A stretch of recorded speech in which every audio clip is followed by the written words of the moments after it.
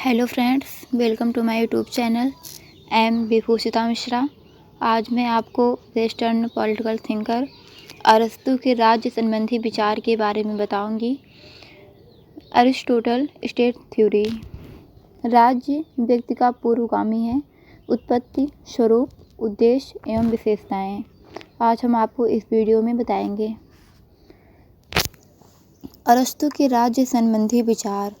अरस्तू के अनुसार व्यक्ति एक राजनीतिक प्राणी है और राज्य व्यक्ति की इसी प्रकृति का परिणाम है। प्लेटो की तरह वह भी सोफिस्ट वर्ग की धारणा का खंडन करता है कि राज्य की उत्पत्ति किसी समझौते से हुई है।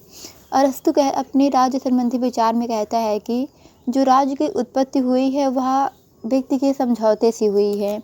व्यक्ति ने कई प्रकार के समझौते किए हैं, तब जाके राज्य की उत्पत्ति हुई है। अरस्तू का मानना है कि राज्य एक स्वाभाविक तथा प्राकृतिक संस्था है। अरस्तू मानते हैं कि ये जो हमारा राज्य है यह एक स्वाभाविक और प्राकृतिक संस्था है और इसकी उत्पत्ति एक प्रक्रिया द्वारा विकास के कारण हुआ है। राज्य सभी संस्थाओं में श्रेष्ठ और उच्च संस्था है। अरस्तू कहते हैं कि जो हमारा राज्य है यह सभी संस्थाओं से, जितनी भी संस्थाएं हैं सभी संस्थाओं से श्रेष्ठ और उच्च है। राज्य की उत्पत्ति कैसे हुई अब हम जानेंगे। राज्य मनुष्य की सामाजिकता का परिणाम है। जो राज्य की उत्पत्ति हुई है यह मनुष्य के सामाजिक जीवन का परिणाम है।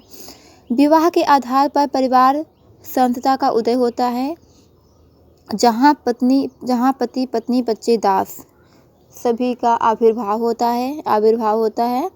कई परिवारों के एकत्र होने से ग्राम बनता है, दैनिक आवश्यकताओं से कुछ अधिक, और ग्राम भी व्यक्ति की सभी भौतिक और नैतिक आवश्यकताओं की पूर्ति नहीं कर सकता। इस कारण कई ग्रामों के सम्मिलन से राज्य का जन्म होता है। व्यक्ति का सर्वांगीण विकास इसी संस्था में हो सकता है। जो व्यक्ति का सर्वांगीण विकास होता है वो राज्य की उत्पत्ति से ही होता है। राज्य के द्वारा ही मनुष्य को कई तरह से उनके पास जो भी सुविधाएं हैं वो पहुंच पाती हैं। किसी ग्राम के अकेले होने से मनुष्य का जो विकास है वह संभव नहीं है। कई ग्रामों को मिला के एक राज्य बनाया गया है। अरस्तू के अनुसार कुटुंब से ग्राम और ग्राम से राज्य अस्तित्व में आए। राज्य की परिभाषा करते हुए कहता है कि राज्य कुलों और ग्रामों का ऐसा समुदाय है जिसका उद्देश्य पूर्ण और आत्मनिर्भर जीवन की प्राप्ति है। अरस्तू कहते हैं कि राज्य कुल और ग्रामों का ऐसा समुदाय है जिसका उद्देश्य है कि मनुष्य आत्मनिर्भर बन सके, मनुष्य एक आत्मनिर्भर प्राणी बन सके, यही राज्य का उद्देश्य है। अरस्तू के राज्य विषयक सिद्धांत की प्रमुख विशेषताएं क्या क्या हैं अब हम देखेंगे। राज्य एक स्वाभाविक संस्था है।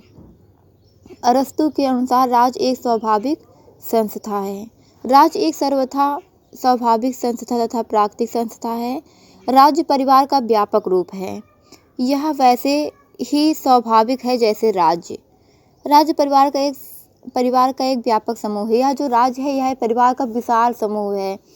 कई परिवार से मिलकर एक ग्राम बनता है और कई ग्रामों से मिलकर एक राज्य का निर्माण किया गया है। जो मनुष्य राज्य में रहने में असमर्थ हैं या जिसे कि इसकी आवश्यकता नहीं, वह या तो पशु है या देवता। जिस मनुष्य को ग्राम की या राज्य की आवश्यकता नहीं है या तो वह पशु है या तो वह देवता, क्योंकि देवता भी तो वहाँ रहने आते नहीं हैं। देवता भी अपने ही निवास स्थान पर रहते हैं और जो पशु होते हैं वो भी, उनको घर की भी आवश्यकता नहीं होती है, वो तो कहीं भी रह सकते हैं। तो अरस्तू कहते हैं कि जिस व्यक्ति को राज्य की या ग्राम की आवश्यकता नहीं है वह या तो पशु होंगे या तो देवता होंगे, अन्यथा मनुष्य को तो ज़रूरत होती ही होती है। राज्य सर्वोच्च समुदाय है। दूसरा है राज्य सर्वोच्च समुदाय है। अरस्तू राज्य को समुदायों का समुदाय नहीं बल्कि सर्वोच्च समुदाय मानता है। ये जो अरस्तू है यह राज्यों को समुदायों का समुदाय नहीं बल्कि विशाल समुदाय मानते हैं कि यह बहुत बड़ा समुदाय है।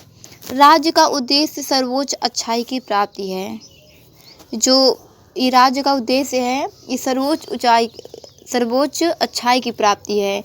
इस पे कई तरह से गुड थिंकिंग होती है, जैसे कि मनुष्य किस तरह से आत्मनिर्भर बन सके, मनुष्य क्या करे कि वह कभी भी दुखी ना हो, तो ये उस पर डिपेंड करता है।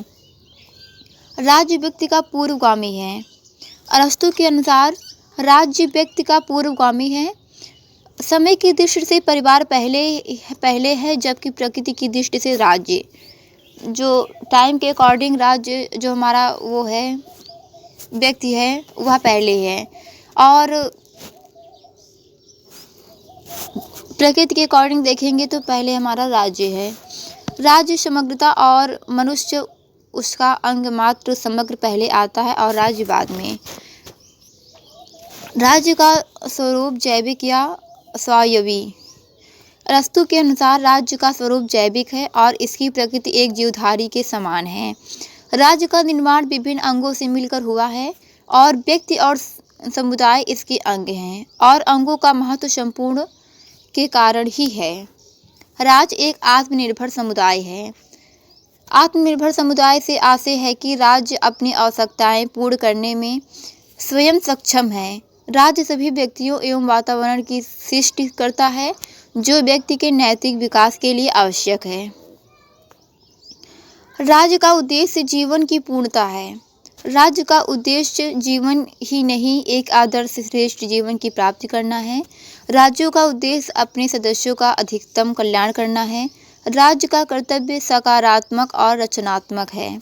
इस प्रकार अरस्तु राज्य को एक प्राकृतिक और स्वाभाविक संस्था मानते हैं, जिसका उद्देश्य व्यक्ति की भौतिक और नैतिक आवश्यकताओं की पूर्ति करना है। प्लेटो की भांति अरस्तु भी नगर राज्य या सिटी स्टेट को सर्वाधिक श्रेष्ठ राजनीतिक संगठन मानता है। उसने अपने आदर्श राज्य को एक नगर राज्य के रूप में ही किया है। अपने राज्य संबंधी विवेचन में नगर राज्य को ही समस्त कला और गुणों से संपन्न माना है, जिसके अंतर्गत व्यक्ति का सर्वांगीण विकास हो सकता है, जिसमें मनुष्य का अच्छे तरीके से विकास हो जाए। तो आज की वीडियो में बस इतना ही। Thanks to all of you.